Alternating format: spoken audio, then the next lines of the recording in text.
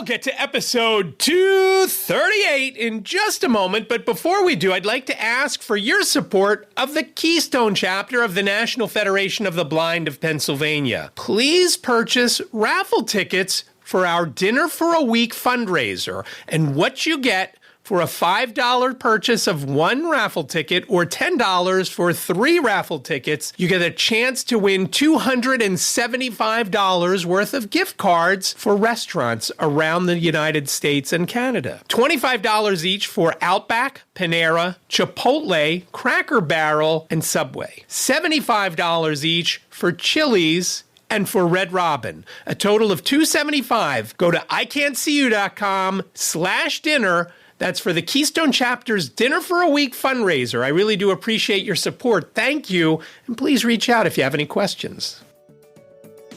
From Studio B in Swarthmore, this is the iCantCU podcast with David. It's like blind people for dummies. Hello there, and welcome to episode 238 of iCantCU. My name is David, at David Benj on all the socials. I really do appreciate you joining me for this episode, and it's been a few days of not being able to record it. And I will get into that in a second, but I really do appreciate you joining. Today's episode, after I give you a little background, is going to be strictly about the National Federation of the Blind National Convention that I was at last week in Houston. What I brought home with me from Houston kind of stopped me from recording for the last few days. And Liz and Jacob can't say I didn't bring them anything. I brought them COVID home. And so we've all been battling it. Honestly, I don't think it's been that bad. My voice up until today has sounded horrible. And I haven't really been able to speak very well, and maybe I'm not speaking well now, but my voice was terrible, so I have held off on recording because it sounded so bad. Liz and Jake are about 2 or 3 days behind me. I started showing symptoms on Sunday, the 9th. Again, I returned home from Houston on Friday the 7th, went and did some Keystone stuff on Saturday, recorded last episode 237, last Saturday night, and I was fine. And then Sunday I woke up, I didn't feel great. I was very lackadaisical, and hey, I should edit that podcast episode, but I didn't feel like it. And as time went on, by Sunday night I had a fever. And I haven't set up, I got one of those thermometers that I could see, quote unquote, seeing, here, because I could use an app on my phone, but I haven't set it up yet. So I'm still using a thermometer that I can't read.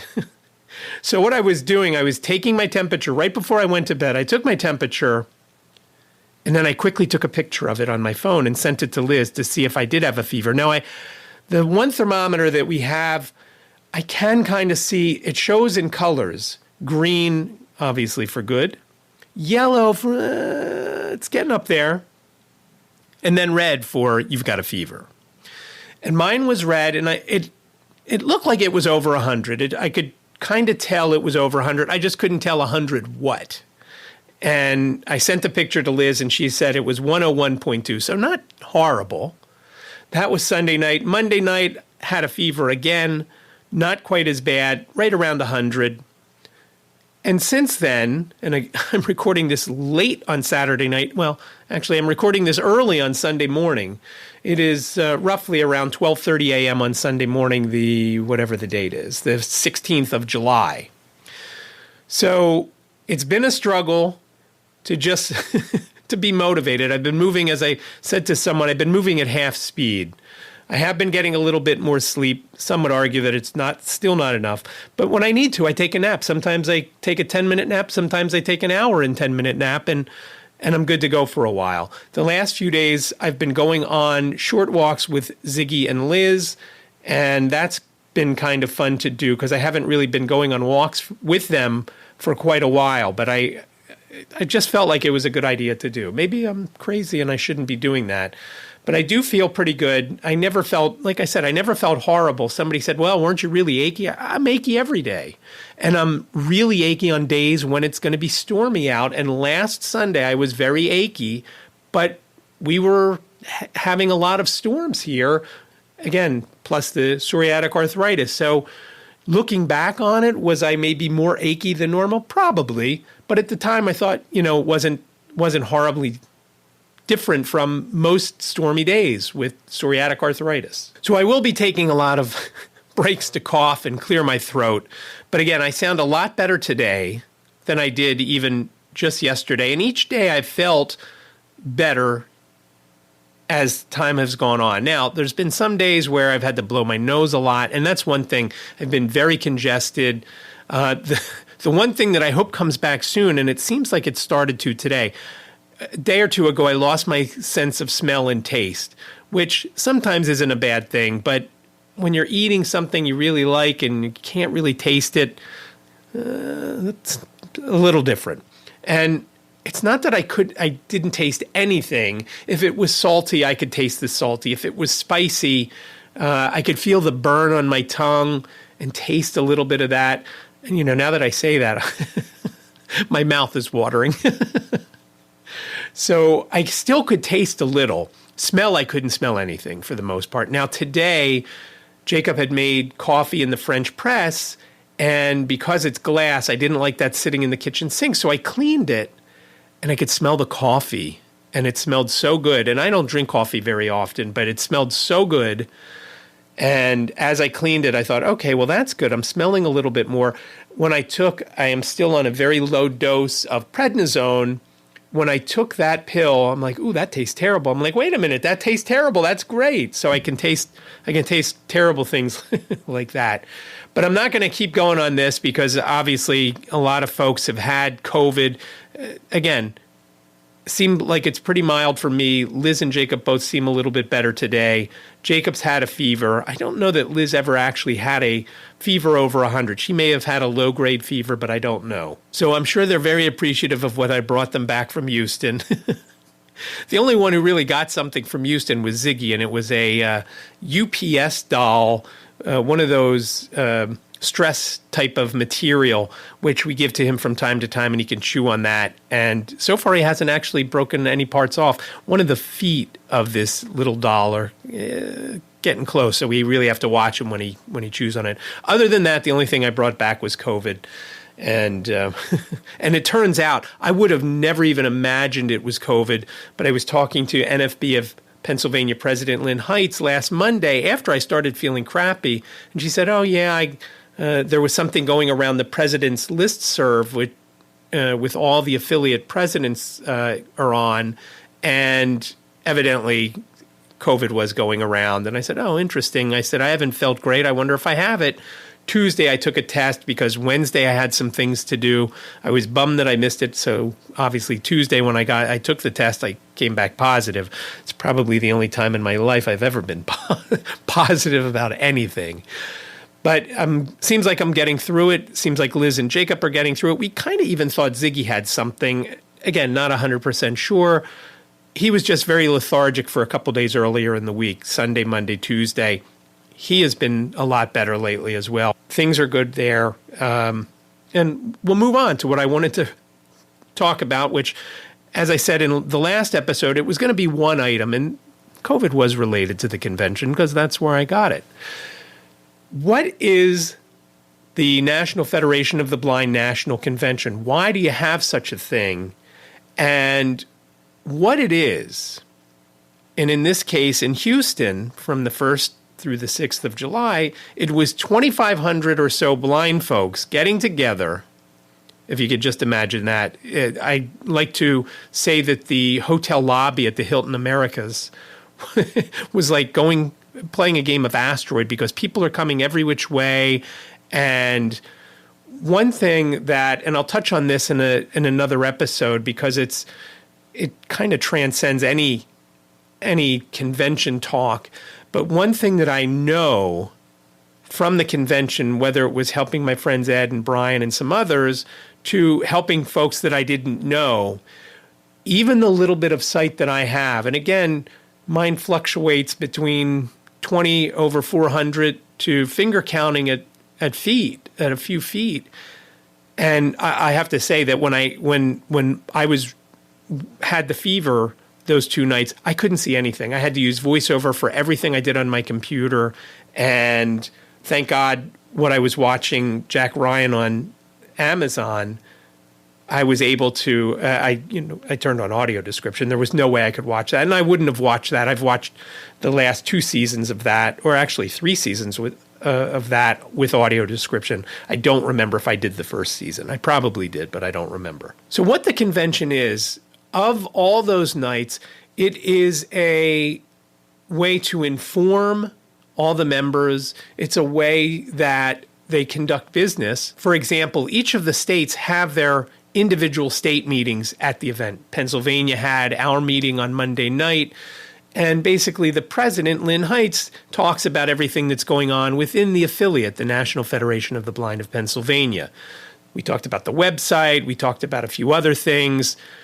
And it was held both in person in Houston, but also via Zoom, because a lot of folks didn't go and everybody was able to participate. And I don't know how many people were online for the event, but I know there was around 38 people in the room.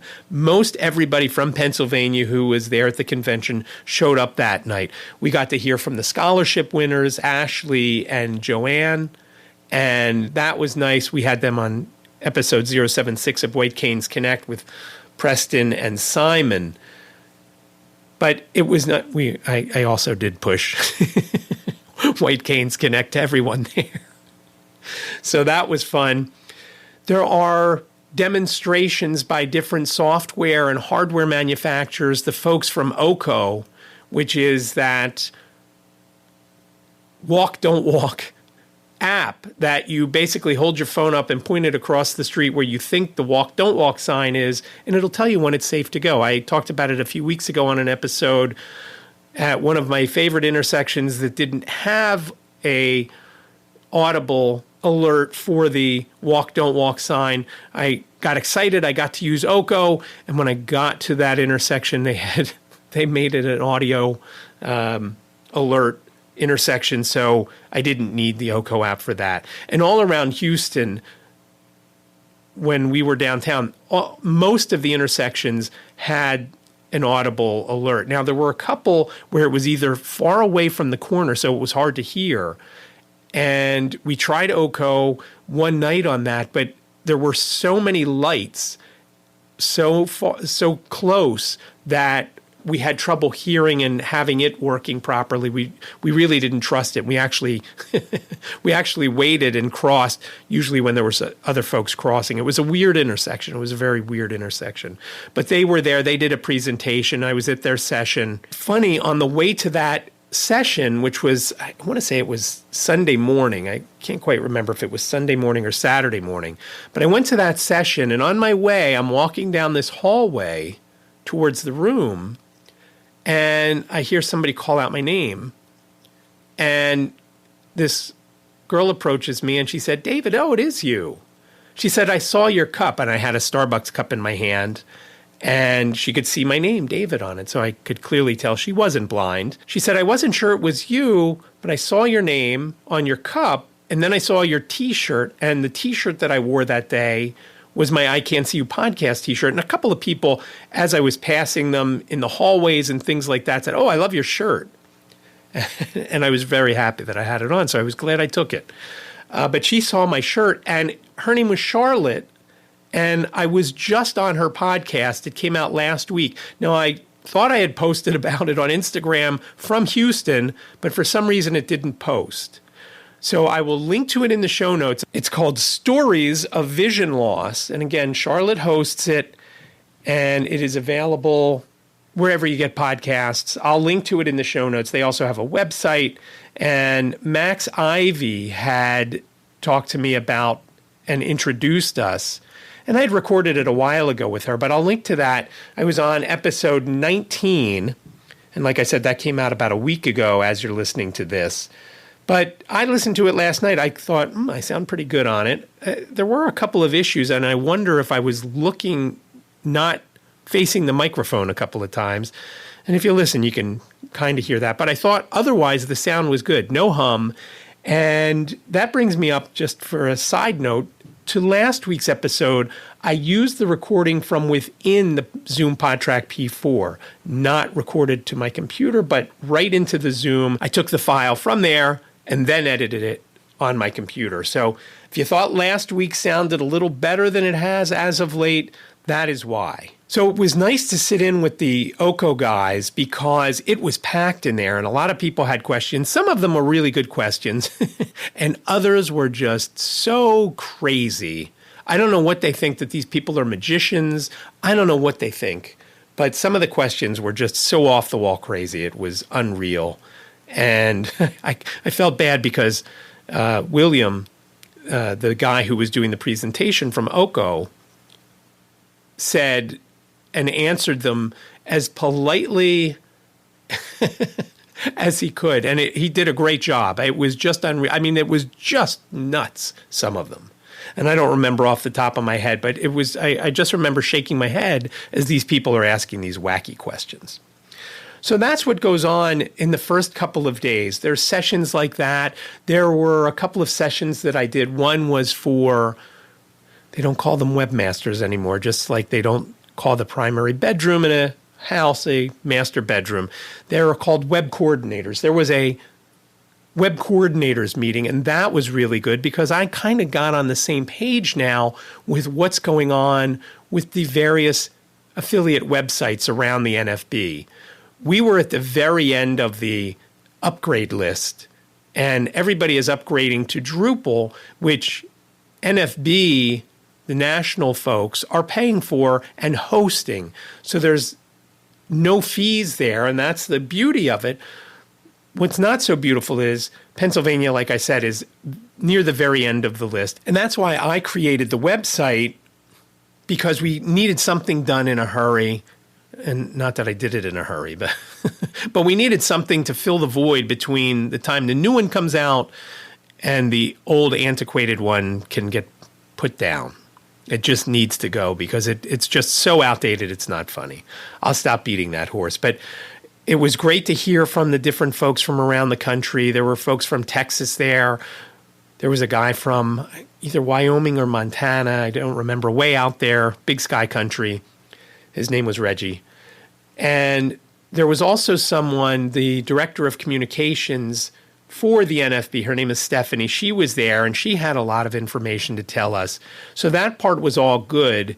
And I felt like I was more on the same page as Brian Mackey, who was the webmaster, the web coordinator for Pennsylvania. And now we both kind of do it. So that was done. There was a NFB Newsline meeting session that was a couple of hours long. And again, I'm the coordinator for NFB Newsline in Pennsylvania. When somebody has someone to sign up for the service, I'm the one that gets the application and enters it into the system so these folks can then use Newsline. And what Newsline is, it's an audio source of about 575 newspapers and magazines and so forth. And I've talked about this before. For the most part, I don't use it. And it's terrible because it's a great service. But when I do use it, I use it for things like the Wall Street Journal, which is behind a paywall. So if I am online on my phone and I get to an article in the Wall Street Journal and I can only read a few sentences, I will then go to Newsline, go to the Newsline app, and then I can read the whole thing.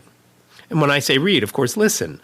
No one who is blind can actually read it, and their phone reads it. And the other nice thing is the user experience is a lot better than most websites, whether it's CNN or ESPN or any of them, where there's ads everywhere. And sometimes it's hard to get through the ads, past the ads with voiceover. For example, if you're on a site that has a video ad, video will end in 3 seconds. And then you try to start that same paragraph again. And then it still counts down. Video will end in 2 seconds. And it just constantly takes the focus away from the article. You're listening to stuff like that. So that that stuff is good. It's also great for older folks who are used to reading the newspaper, who may not really be great with an app on their phone, but can use a touch-tone telephone or even their mobile. And what they can do, you use your phone to control everything about it. And that's how it started. It initially started just over the phone, any touch-tone phone. Using the keypad, you can fast forward, you can rewind, you can find different articles, different sections of the newspaper. For example, the New York Times, all the sections are available every day, and you can just go to section by section and read the whole thing, or pick and choose whichever you want to do. So we were in that, and they're trying to reinvigorate that program. I had trained for that back in 2019 down in Baltimore in March of 2019. And the one thing I haven't done probably since 2019 is go out and do presentations to folks. I did a few in 2019, and then, of course, COVID came. And I think I mentioned it on a previous podcast, probably going back a few years. It is incredible how places who you would think would want to have somebody come in and do a presentation that would help their, do you call folks in senior care places customers, residents, I guess? Whatever they're called. Some of them were very receptive to having me come in, Marist Grove, for example. And I was able to sign some folks up there. Others wouldn't even return my call. So, I get it, I guess. They're not interested and think I'm trying to sell something, and the service is free. You just have to be blind, visually impaired, or somehow print disabled, meaning you're dyslexic, whatever. And you can get it. So I was in a meeting there. That was 2 hours. Now, I was kind of disappointed because during that meeting, Stacy both called and texted me. She was with Ann Cunningham, who we had on episode 077 of White Canes Connect. And I really wanted to meet her in person because we had her on the episode. It wasn't that long before the convention that we had her on, and I would have loved to have met her. But by the time I got done with Newsline, she and Stacy had gone their separate ways, and I couldn't connect with Ann.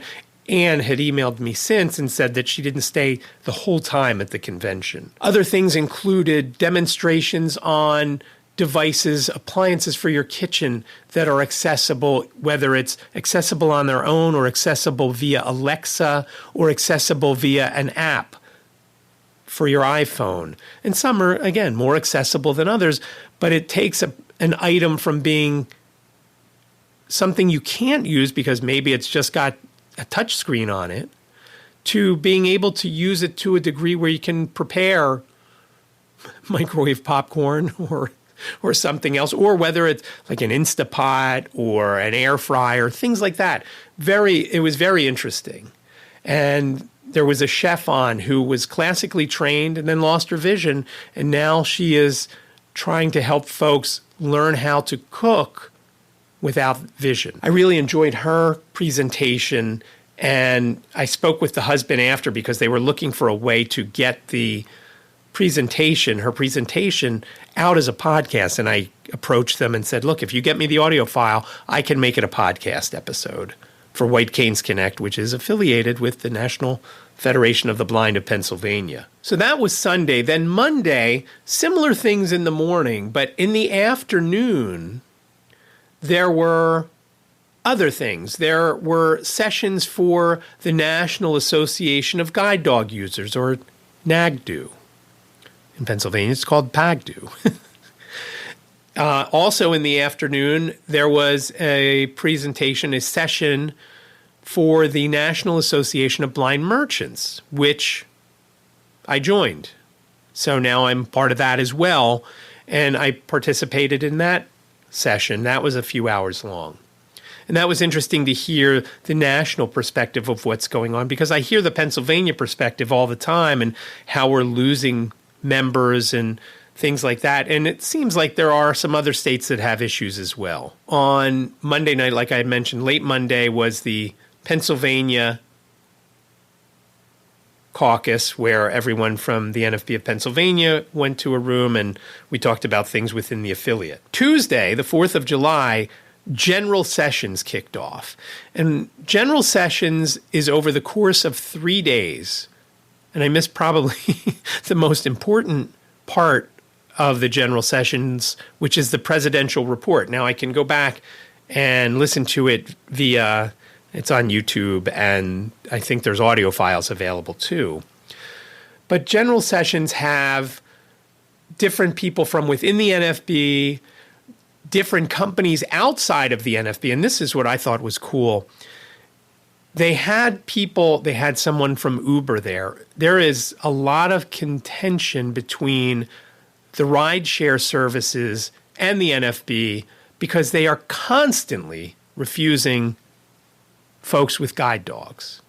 You cannot refuse to take someone with a guide dog. A guide dog is not a pet. A guide dog is not Ziggy. In fact, I tried it today on the walk with him. He was sitting. I said, Ziggy, forward. He just sat there. I said, Ziggy, find the door. Nothing. Ziggy, find the elevator. Didn't move. Now, maybe since we were outside, he knew there weren't any elevators out there. But that's beside the point. You can't, if you drive for Lyft or Uber or any of the others that there may be, you can't refuse a guide dog.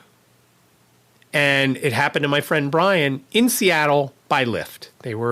Ed and Brian were in Seattle for the All-Star game. They get out of the airport and get into the Lyft. Wes gets in, and the guy said, I don't want any effing dog in my car. Get out. Brian said, it's the law. You have to take us. I don't have to do blank, blank, blank, blank, blank. And they got out, and just so happens another Lyft driver saw everything go down, and they were able to report it because after the incident, it was like there was no record of Brian getting that ride or trying to get that ride. So the fact that someone from Uber came to speak to, again, 2,500 crazy blind people that, want answers for that. Because a lot of folks have guide dogs, and there were a lot of dogs there. And it's funny to see the difference between some dogs. Some of the newer dogs who maybe still are young and still learning, you could hear them. They were barking. Occasionally, not often, but guides usually don't bark. Wesley never barked when I was with Brian and Ed and Wes. But Brian did say Wes likes other dogs and has a distraction when there's other dogs. And of course, like I said, there were a lot of other dogs there. I don't remember what the count was of how many folks had guide dogs there, but it was hundreds. And that was very cool. So the fact that this lady from Uber came to talk to the group, outstanding. The fact that she had the balls to show up. Another guy that showed up who has had issues, this organization, American Foundation for the Blind, has had issues in the past with the NFB, and they've battled. He showed up. He was a new president. He's only been on the job a few months. He showed up and talked, and people were courteous towards him. And there were a couple other folks there, and I don't remember off the top. But it was nice that they showed up, that they had the guts to stand in front of all these folks. And when you sit in general sessions, you're sitting in your state delegation. So it just so happens this year, Pennsylvania was right up front. So it was kind of cool. Again, not that it matters, we all can't see, but it was great because there was a speaker right in front and it made it easy to hear, even when people were talking around. And some people, there was somebody not too far away. We were, of course, right in front of Puerto Rico, so someone was getting the translation, the audio translation into Spanish so they could hear what the folks were saying. And I could hear their device going with the translation. It was kind of annoying to me, I'm not going to lie. I thought somebody was texting and doing things like that because that's another thing that you hear when you have 2,500 blind people. You hear a lot of iPhones talking to their users. And it gets kind of annoying. And but this person was, like I said, getting the Spanish translation. So that goes on for 3 days. There's a morning session from 9 to noon, and then there's an afternoon session from 2 to 5. I missed the July 4th afternoon session because I was at the Astros game. That'll be next episode where I talk about the extracurriculars. And again, I was hoping that I was going to bang these episodes out, bing, bang, boom. I did the one last Saturday the 8th. I was hoping I'd edit that pretty quickly and do the next one another day or two later, and then do the next one another day or two later once I edited them. But COVID happened, and I was lazy. So 3 days of 9 to noon, and that part was neat. And one of the things they do during general sessions, they do door prizes. And they do the door prizes to keep people there, because you got to be there to win. My name was never called. Somebody in Pennsylvania's name was called, but she had run to the bathroom, so she didn't get it. It was $100. It's a shame.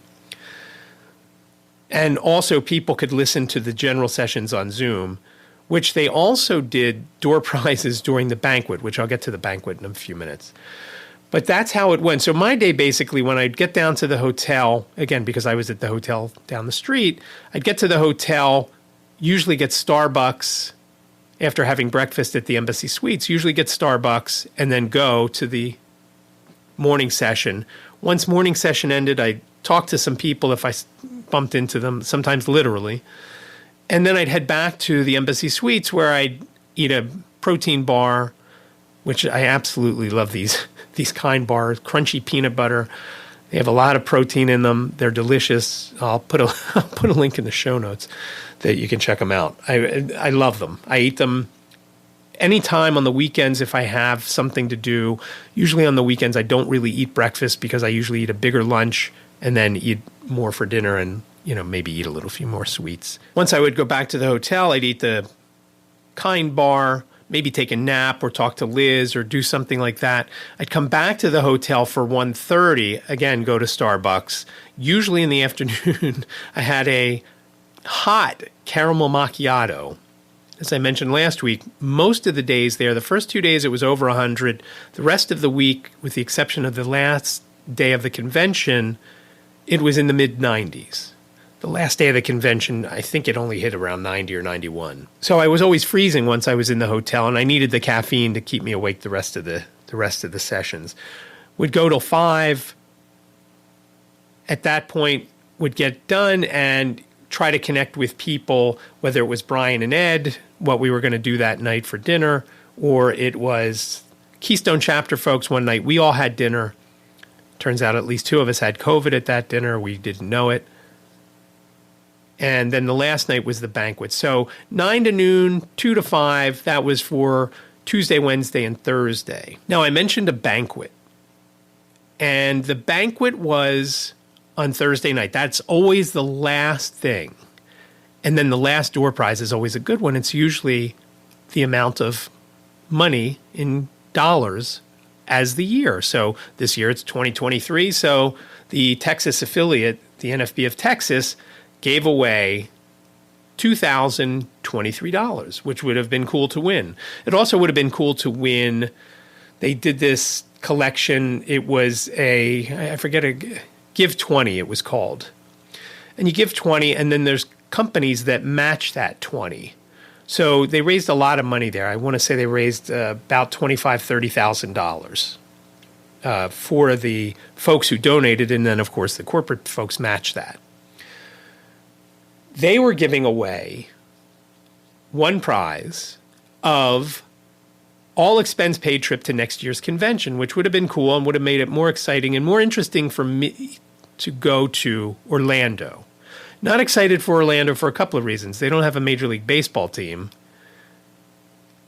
Where the convention isn't in the city, but it's a resort. So, okay, that part is cool, but I like going out to the different restaurants, like where we were in Houston. Great. So many restaurants around us. The ballpark a few blocks away. Everything just close by. And I love that. And even when I went to the museum on Friday morning after the convention was over, before I flew out that night, also only about a 10-minute Uber ride. So that was very cool. But again, in Orlando, not like that. Not interested in going to Disney, never a huge Disney fan. And for what you pay to go to Disney, many times, if you're going just to, let's say, Disney, you could go to the places I would rather go, whether it's France, Spain, Italy. I mean, they all have places in Epcot you could go to. But I'd rather go to the real place and spend that kind of money and do that. then go there. And I know some folks love Disney. Liz's sister Margaret loves Disney. I don't know if she's been back lately, but she used to go almost every year. My friend Dan, who co-founded Digital Graphics Design, he goes many times a year because they live nearby and they get the Florida pricing for that. So they will sometimes go just for dinner. And I get that part too, to go to some of the great restaurants that are there. But for me to pay the price to go in, it's just not worth it to me. So I know some folks are excited for Orlando, and they were in Orlando for many years in a row. I want to say 6 or 8 years in a row. They went to the same resort. And I'm not sure if this is the same resort or a sister to that resort. I don't know. But I've never been to the Orlando convention. Actually, I've only been to 1.5 conventions, as I mentioned last week. Half of the one in Vegas, and then this one I completed.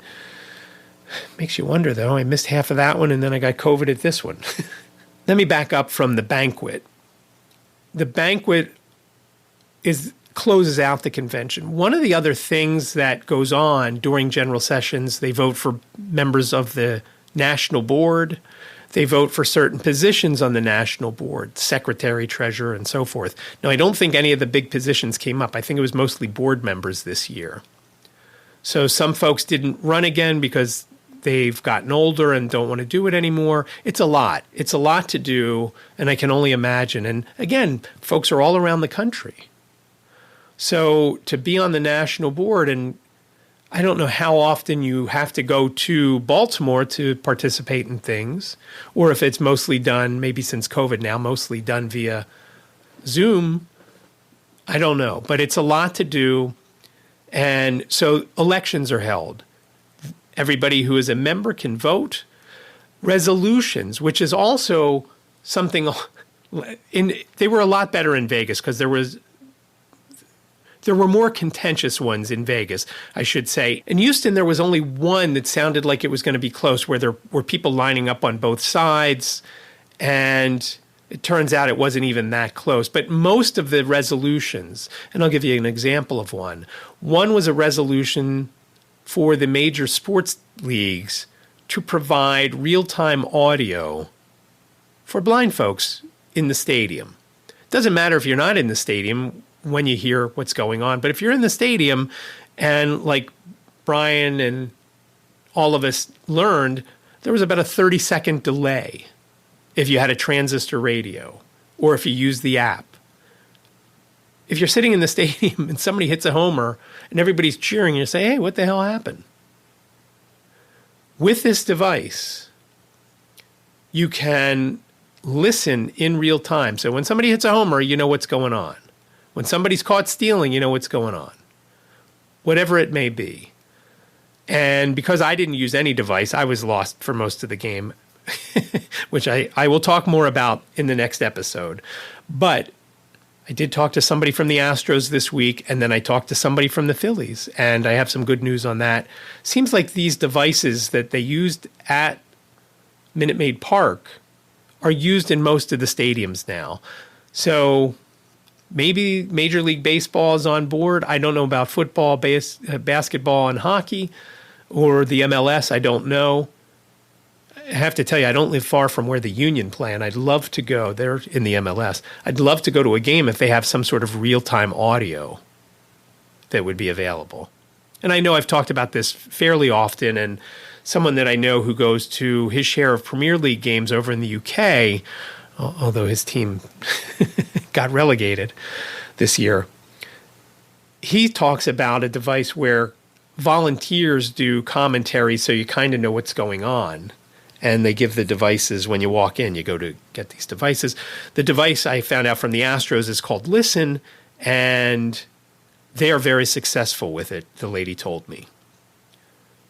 So when I called the Phillies a day or two later, they said they have a device. I can go to it. So I am going to try that, hopefully in the next week or two, because coming up later in August, Brian Fischler is going to do leg 2 of his baseball tour, and I want to make sure I know where to go to get the device so we can get them and listen to the game when he comes to town. So that was a resolution. And surprisingly, some people actually voted against that. And I don't get it. I just don't get it. That's a slam dunk for anybody who's blind. I don't know why you wouldn't want that. And maybe they have some other beef with it, but I was surprised it wasn't unanimous. Most of them were unanimous. There were 18 of them. There was one that was a little contentious, and then all of the others were mostly unanimous. So that's one afternoon, and that takes quite a while. That's a whole afternoon session. And it was great to have those folks speak for and against the one that they talked about, and I'm not going to get into the gist of it. I will link to them over on the NFB site if you want to have a look. So that's what goes on during general sessions. And again, they had a presentation from Mike from Be My Eyes, and he, to me, was one of the best presenters that was at the conference. He talked about Be My Eyes and the virtual volunteer, and they have a new name for it, but I think we're always going to call it virtual volunteer, where they use AI. And Brian used AI a few times when we were out to dinner to read different parts of the menu and so forth and so on. So that part was very cool. But he was good. Jonathan Mosen was also good. Jonathan Mosen does a pretty highly rated podcast that he just changed the name, and I forget what it's called, Living Blindfully or something like that. Again, I'll link to it in the show notes. He also gave a good presentation. Jonathan Mosen likened folks who criticize organizations like the NFB for being too militant and trying to get stuff done to a child's book called The Big Red Hen. And The Big Red Hen, the lead of the book, this hen, is taking care of the wheat and growing the wheat. Nobody's interested. None of the other farm animals are interested in taking care of the wheat and helping it grow and planting it, whatever. But when it's time to eat the bread from that wheat, everybody's interested. And he likened it to that, where everybody's wants stuff done, but they're saying, oh, you're militant for pushing a certain thing. Again, like the guide dogs in the rideshare cars. Everybody wants it to be good, but nobody takes care of it and does it. And the NFB is one of the organizations that pushes and will sue. And they've sued Uber a few times. That's why I think it was funny that they sent someone. Because it's got to be accessible to folks. And they liken it to, when an app becomes completely accessible, all blind people use it, not just the people in the NFB who push to get it done or whatever organization may have pushed to get it done. Everybody who is blind will use it or take advantage of being able to use it. And it was very spot on, I thought. And I will look to see if that presentation is somewhere via audio, because I thought it was I've heard from more than a few people that the NFB is militant, and I kind of take exception to that again, because you just try to get stuff done. You've got to advocate for yourself, and you've got to advocate for blind folks. If you think that's militant, so be it, then it's militant. I mean, we're not taking over buildings yet. So that's what goes on at general sessions. And then again, during the banquet, getting back to the banquet, there are speeches.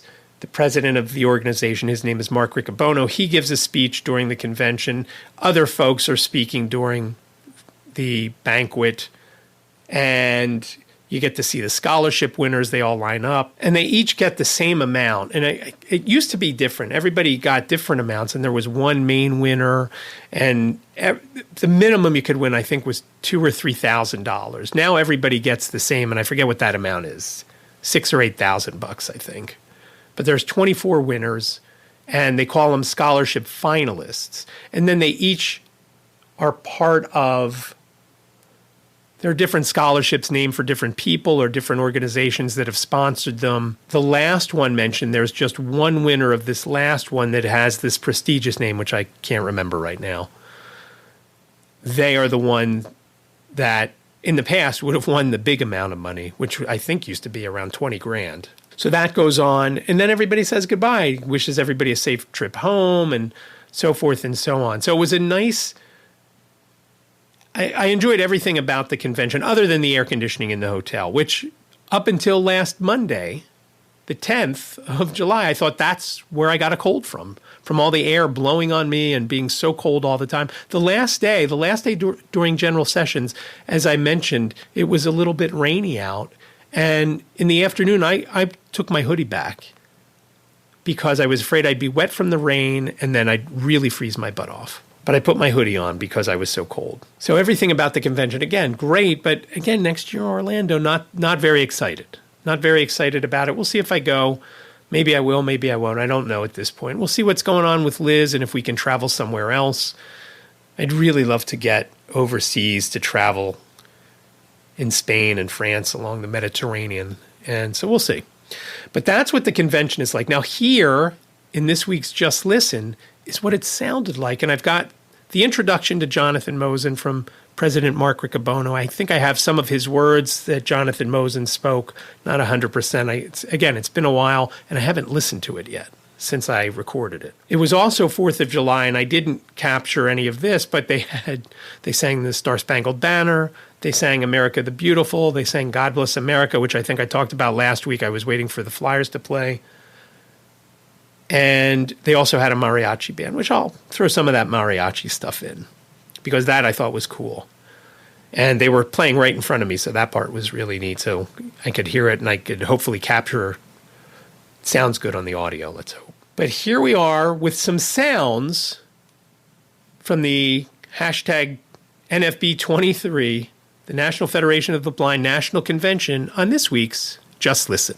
Maybe you know him from one of his internet radio programs, now under the flag of Mushroom FM, home of the Fun Guys. Or you probably may know him from his highly successful podcast to the blind community, now branded Living Blindfully. He brings his authentic experience as a blind person to what he does, and we've been honored to work with him on a number of things, including last year's global concert, the We Are With You concert for blind Ukrainians, which was a very successful effort. He was very central to making that a reality, and I'm pleased that he's agreed to come to this stage to share his perspectives. Here's Jonathan Mosen. Among the many things I've done in my life, I have a background in radio, as the President said, and after all these years of hosting shows about blindness, current events, and technology, and providing entertainment to our community, and raising money for an important cause or two, I still believe in the power of the internet to do good, to be a vehicle for bringing us together, to have a place that's uniquely ours, where we're not trying to explain blindness to sighted people. We are exclusively and unashamedly talking about the things that matter to us.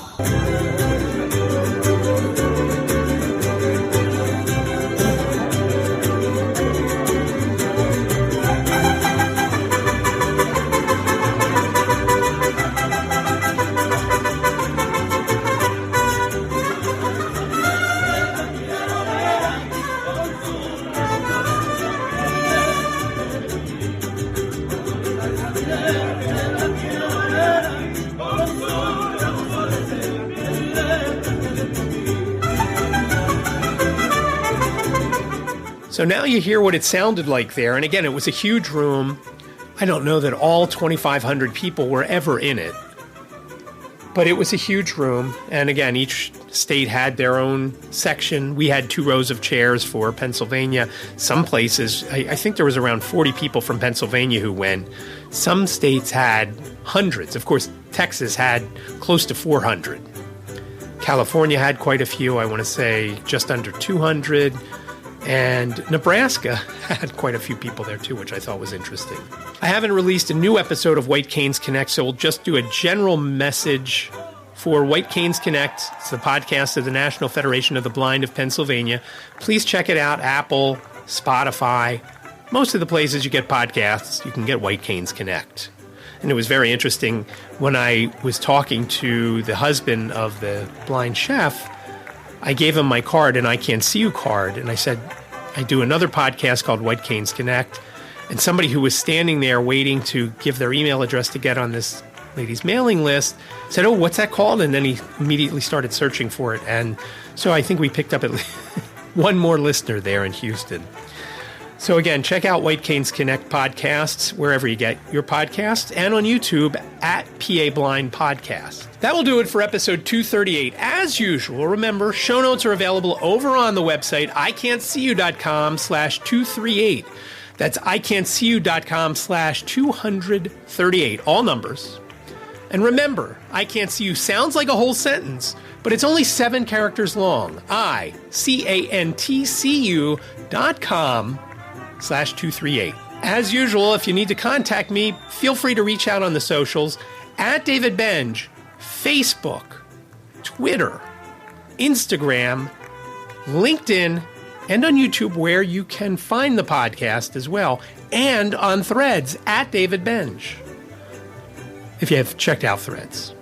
Seems very similar to Instagram to me, and not the ability to add alt tags, at least the last time I was on there. But that's a story for another day. You can also reach out via email, iCantCUpodcast@gmail.com, iCantCUpodcast@gmail.com. Please reach out if you have interest or questions about the Dinner for a Week fundraiser from the Keystone chapter of the NFB of Pennsylvania. iCantCUpodcast@gmail.com if you need more information. Or if you've got questions, comments, show ideas, anything like that, again, hit me up on the email, iCantCUpodcast@gmail.com. You can also reach out via the phone, 646-926-6350. You've got up to 3 minutes to leave your question, comment, show idea, anything you've got. Please reach out, 646-926-6350. Please leave your name and town if you do leave a message. I'd love to know who you are and where you're from. Thanks so much for sticking with me on this one. I'm glad my voice kind of held out. Be well, stay safe, and I will talk to you next week. Thank you for listening to the I Can't See You podcast with David. Please rate, review, and subscribe to the podcast wherever you listen. And don't forget to share the podcast with your friends.